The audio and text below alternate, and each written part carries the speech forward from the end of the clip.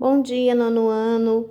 Hoje é dia 24 de junho, já passamos da metade do ano, né? E como esse ano a gente teve esse inconveniente da pandemia, a gente está torcendo mais para que passe mais rápido ainda, né? Então vamos lá, hoje é dia da nossa aula número 19 e como de costume, né, a nossa primeira aula do dia é a aula de correção de atividades. Vamos seguir então para a nossa correção. Na nossa atividade tinha um quadro falando do carbono 14 e tinha algumas perguntas sobre o carbono 14, né? E aí a primeira pergunta era a seguinte, ó. De acordo com o quadro, responda: quanto resta da amostra original para 5.700 anos? O carbono 14 ele é utilizado quando a gente quer observar um material que foi encontrado, né? Por exemplo, se eu faço uma escavação, encontro lá um osso de um dinossauro, e se eu quero saber em que ano, né, que esse dinossauro existiu no planeta, a gente faz a comparação exatamente por causa desses, né, desses resquícios do carbono 14, é que ele permite para nós fazer uma datação quase precisa disso aí. Então, após 5.700 anos, a gente encontraria a metade da amostra, ou seja, a minha amostra original era de 1 grama.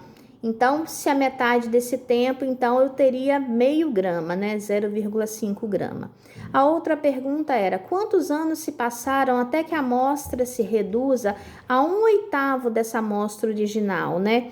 Então, quando a gente olha esse percentual, a gente encontra 17.100. Tá ali na tabelinha, né? Tá mostrando já na tabela, não precisava nem fazer cálculo nenhum. Deixa eu voltar aqui. Só pegar a canetinha para mostrar. Então, tá aqui, ó. Ali falou em 1/8 de gramas, né? E o número de anos está aqui na frente. Não precisava fazer conta. Depois de 22.800 anos, quanto restariam em 1/16? Então, era só a gente fazer a conta dos gramas dividindo, né? Dividindo o valor, né? À medida que o tempo foi passando, esse valor foi diminuindo. Então, corresponderia a 0,0625 gramas. E depois, quanto tempo seria preciso para passar essa amostra de 1,32? Vai diminuindo mais ainda, só que agora eu não estou perguntando em massa, estou perguntando em tempo, né? Então, tá aqui, eu cheguei ao cálculo de 28.500 anos. Como que eu cheguei a esse cálculo? Dos 17.100, né? Mais os 5.700 duas vezes. Então, esse total, a soma disso aqui vai dar para mim 28.500. E por último, pergunta assim: justifique essa resposta, né? As propriedades químicas são as mesmas para todos os isótopos de um elemento químico? Lembrando que isótopos são aqueles que têm o mesmo número de prótons, mesmo número atômico, né? Então, as propriedades químicas dependem do número atômico, né? E os isótopos têm esse mesmo número atômico. Vamos seguir então a nossa correção. Depois, a nossa atividade era sobre distribuição eletrônica, lembrando que são 7 camadas eletrônicas que recebem o nome de letras, né? K, L, M, N, O, P e Q, e que cada camada dessa comporta um número máximo de elétrons, né? Lembrando que tem uma tabelinha, né? 2, 8, né? 18, 32, 32, 18 e lá no finalzinho 8. Então, cada uma delas eu tenho um número máximo de elétrons que pode ser colocado. Então, observando, né? Ó, aqui tem o elemento. Aqui tem o argônio, aqui tem o oxigênio, o hidrogênio e o cálcio. Vamos lá, então.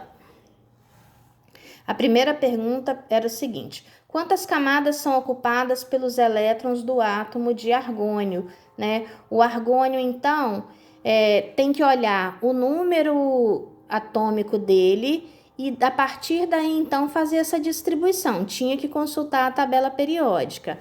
Após fazer essa distribuição, vocês deveriam perceber que ele tinha 3 camadas. O desenho já falava isso. Olha só, mesmo sem fazer a distribuição, o desenho já mostrava, ó, a primeira camada é a camada K, a segunda camada é a camada L e a terceira camada é a camada M. Depois, a segunda pergunta era sobre o cálcio, né? E quantas camadas tem o cálcio? Era só olhar a quantidade de camadas que está aqui, ó.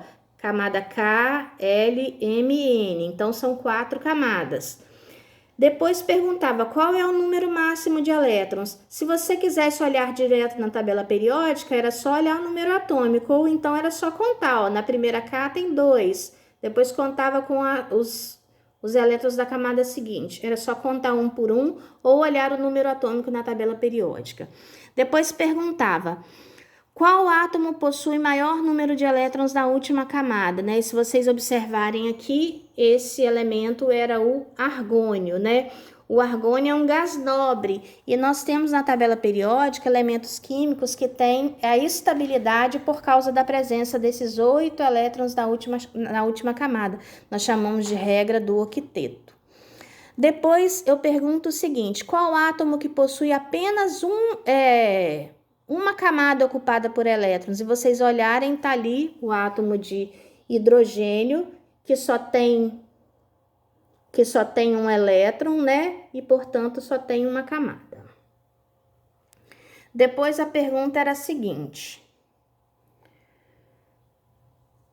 qual é o maior número de elétrons na camada K nesses 4 átomos, né?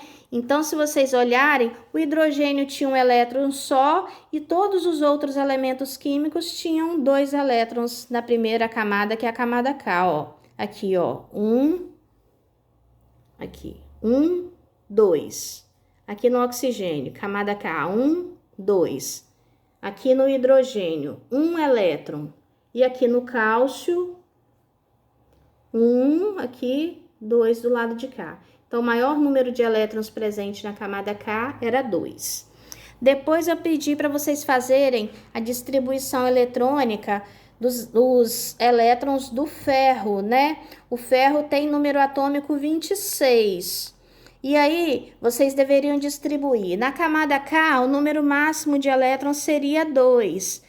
Na camada L, 8. Na camada M, 14. E para que ele fique estável, a gente tem que deixar 2 elétrons na última camada. Isso é fácil de perceber quando a gente vê a que grupo, né, na tabela periódica ele está localizado, né? Mas quando nós voltarmos presencialmente, eu vou voltar em tabela periódica para ensinar essas diquinhas para vocês sobre, né, a gente saber quantos elétrons tem na última camada para poder facilitar essa distribuição eletrônica. E depois a última pergunta era sobre o chumbo, né? E também pedia para fazer a distribuição eletrônica do chumbo, lembrando que o número atômico dele é 82. Então ficou assim: 2, 8, 18, 32, 18 e 4, né? Como ele tem 4 na última camada, isso significa que o chumbo, para poder ficar estável, ele precisa de mais 4 elétrons para que essa regra do octeto funcione, né? Então, ele tem condições de realizar 4 ligações químicas, tá bom? Mas a gente vai discutir isso tudo presencialmente ainda. Com essa aula de hoje, a gente vai passar agora para um outro assunto que já faz parte do conteúdo de física, que começa hoje, então, né? Vamos lá, então, ó. Hoje, esse primeiro assunto a ser abordado na aula 20 vai ser sobre o processo da luz, né? Que tipo de onda que compõe a luz e as informações sobre as cores, né? Como é que essa variedade de cores ela é possível, né? Então, vocês vão entender um pouquinho sobre isso. Eu coloquei o vídeo lá para vocês assistirem. E na aula número 21, ainda sobre luz, tá falando dos raios e dos feixes de luz, né, a direção que eles tomam, e do processo de reflexão da luz, né? A gente tem o processo de reflexão regular e o processo de reflexão difusa. Vocês acompanhem o vídeo, façam as atividades, eu estarei aqui para poder tirar as dúvidas de vocês, né? Se eu não conseguir tirar as dúvidas pelo grupo, vocês assinalem aí no caderno de vocês, que presencialmente a gente vai ter oportunidade de conversar novamente sobre esses assuntos, tá bom? Fiquem com Deus, eu tô aqui para poder ajudá-los.